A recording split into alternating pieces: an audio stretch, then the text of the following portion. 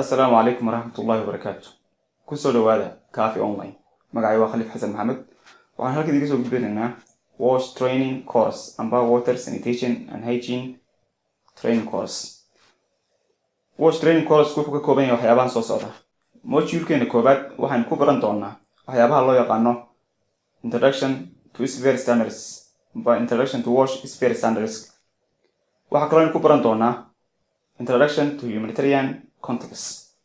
waxaa kaloo ku baran doonaa sida loo sameeyo needs assessment and planning cycle management. Module-keena labaad waxaan ku baran doonaa introduction to water supply systemska.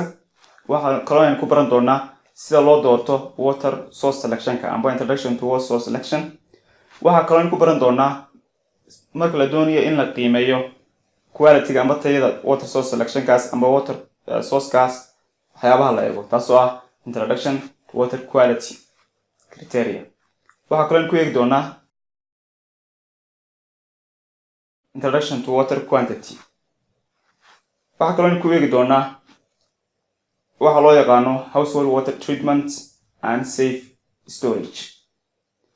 Module-keena saddexaad waxaan ku eegi doonaa waxa loo yaqaano introduction to sanitation emergencies, kaasoo ka koobnaan doona gooliska laga leeyahay sanitation emergencies iyo sida loo maamulo amba loo maareeyo saxarada bini'aadanka amba excreta management, human excreta management sida loo manage gareeyo marka humanitarian crisis amba xaalada bini'aadan dhacdo.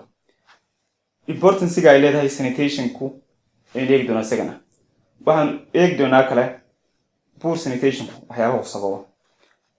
waxaan kaloo eegi doonaa sida uu faafo xanuunku amba how diseases are spread. waxaan kaloo eegi doonaa sida loo joojiyo amba laga hortago in xanuunadaasi ay faafaan. Module-keena afraad waxaan ku eegi doonaa waxa loo yaqaano introduction to hygiene promotion emergencies, kaasoo aynu ku eegi doono waxyaabaha amba waxa weeye definitions iyo taariifka uu leeyahay hygiene promotion-ku definitionkiisa. waxaa kaloo ku eegi doonaa terminology-ga la isticmaalo, muxuu u yahay hygiene promotion important amba why do we need hygiene promotion. waxaa kaloo eegi doonaa staffka amba waxa weeye dadka ka shaqeynaya hygiene promotion-ka criteria-dooda, siyaabaha lagu doorto, waxyaabahaasaan eegi doonaa. sidoo kale waxaan eegi doonaa marka laga hadlayo hygiene promotion-ka waxyaabaha uu qabto amba activitieska amba actionska uu qabto. sidoo kale waxaan eegi doonaa marka aynu doonno hygiene promotion message-ka amba fariinta aynu dadka u gudbino xagee baynu dadka kala xiriirnaa amba sidee channels baynu marnaa. haddaba si aad course-kan isku diiwaan geliso fadlan la xiriir nambarada iyo waxa weeye emailska xagga hoose kaaga muuqda bashaashada. aad iyo aad mahadsantihiin.